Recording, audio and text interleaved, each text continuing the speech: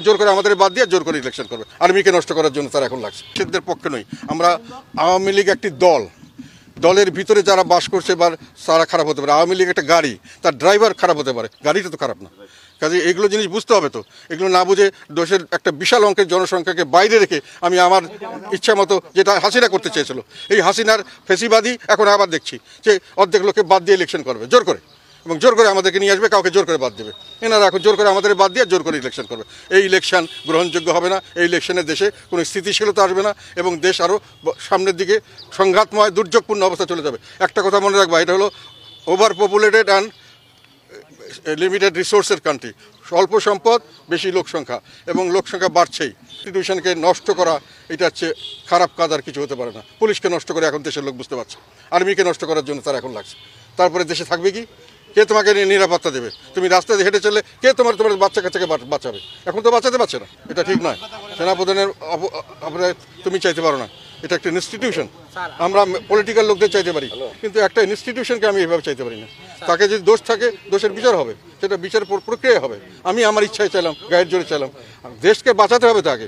দেশ আগে থাকলে, দেশের কাঠামো থাকলে তারপরে না তুমি পরে রাজনীতি করবা। তুমি 3 বছর পরে দেশ কি থাকবে তুমি জানো না। এখন থেকে তুমি একেবারে ক্লিন করে ফেলাবা দেশ। ক্লিন করে দেশটা কি আছে সেটা দেখতে হবে। তো আমি রিসেন্টলি একটা কথা বলেছি যে বাংলাদেশ একটা খুব দুর্যোগময় পরিস্থিতি পার করছে এবং আরও ভয়াবহ দুর্যোগের দিকে ধাবিত হচ্ছে বলে আমি আশঙ্কা করছি। এই কথাটা অর্থ হলো আইন শৃঙ্খলা টোটালি ভেঙে পড়েছে। বাংলাদেশের ইতিহাসে, স্মরণকালের ইতিহাসে এত খারাপ পরিস্থিতি কোনো আইন শৃঙ্খলা কোনো সময় ছিল না। সেই অবস্থা থেকে যেটা স্বাভাবিকভাবে যেটা আসে সেটা হলো আইন শৃঙ্খলার পরিস্থিতি খারাপ হলে সামাজিক অস্থিরতা হয়, ব্যবসা বাণিজ্যে মন্দা হয় এবং বেকার সমস্যা বাড়তে থাকে। মিল ফ্যাক্টরি বন্ধ হয়ে যায়, কোনো মানুষের নতুনভাবে কোনো বিনিয়োগ করতে চায় না। সেখানে পরবর্তীতে দেখা যাচ্ছে যে আমরা আইন শৃঙ্খলা পরিস্থিতি থেকে একটা নিজেরাই দুর্বল করে ফেলছি। বর্তমান অন্তর্বর্তীকালীন সরকারের কিছু ঘনিষ্ঠজনরা এমন কিছু কাজকর্ম উৎসাহিত করছেন যারা যেগুলো রাজনীতির নামে বিভিন্ন ধরনের অপকীর্তি এবং লুটতরাজ। আর একই সঙ্গে পুলিশ বাহিনীকে সম্পূর্ণভাবে মনোবলহীন করে দেওয়া হয়েছে, অকার্যকর করে দেওয়া হয়েছে। এটাও ওনাদের একটা আমি মনে করি দায়, যেহেতু ঢালাওভাবে সমস্ত পুলিশকে তারা দোষর হিসাবে চিহ্নিত করেছেন। কোনো রকম হিসাব নিকাশ করেনি। তারা চাকরিজীবী, চাকরির খাতিরে যেখানে যা করতে হয় করতে হয়েছে।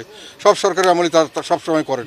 এই সরকারের আমলেও তারা এই সরকারের কথা মতোই ঠিকমতোই কাজ করতে পারতেন, কিন্তু যাদেরকে দরকার শাস্তি দেওয়ার তাদেরকে আস্তে আস্তে নিজেরা পায়ে দাঁড়িয়ে শক্ত হয়ে তারপর আস্তে আস্তে শাস্তি দিতে পারতেন।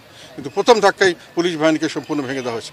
যারা অপরাধী, অপরাধের বিচার হলে তারপরে জনগণ কাছে গিয়ে তারা জনগণ যদি তাদেরকে রাজনীতি করার সুযোগ দেয়, সেখানে তো আমাদের কিছু বলার নাই। যে লোক আওয়ামী লীগের নেতৃত্বে আসবেন, সে যদি অপরাধ না করে, সে যদি ছাত্র হত্যা না করে, সে যদি কোনো অর্থ লোপাট না করে, টাকা পাচার না করে, এরকম লোক যদি নেতৃত্বে আসে, তাহলে সেই আওয়ামী লীগ কেন রাজনীতি করতে পারবে না?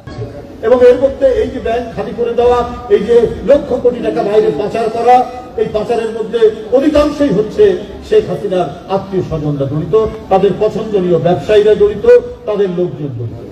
তো তাদের তো বিচার নিশ্চিত করতে হবে।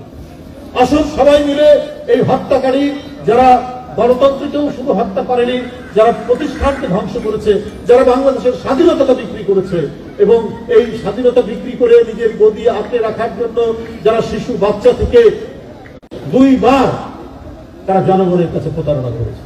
একবার তার বাবা সব দল বন্ধ করে দিয়ে বাকশাল করলেন, আর তার মেয়ে নতুন কায়দায় নতুন ভাবে আরো জঘন্যতম, আরো ভয়াবহতম বাকশাল তৈরি করে বিরোধী দলের কণ্ঠস্বর, মানুষের কথা বলা, শেখ হাসিনার বিরুদ্ধে ন্যূনতম কেউ আওয়াজ করলে তার স্থায়ী ঠিকানা হয় কারাগার, আর অস্থায়ী ঠিকানা হয় তার বাড়ি।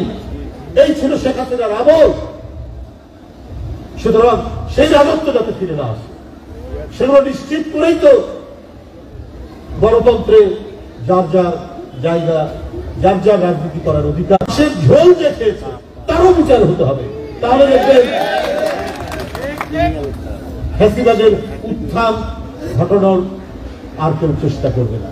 এটা যদি সত্যিকার অর্থেই শেখ হাসিনার বিচার নয়, একেবারে আদালতের ন্যায়সঙ্গত বিচার হলে পরে আর ফ্যাসিবাদের জন্ম হবে না। তখন কে কে রাজনীতি করবেন না করবেন সেই দায়িত্ব জনগণ নিয়ে তাকে সেইভাবেই তাকে সমর্থন করবে জনগণ।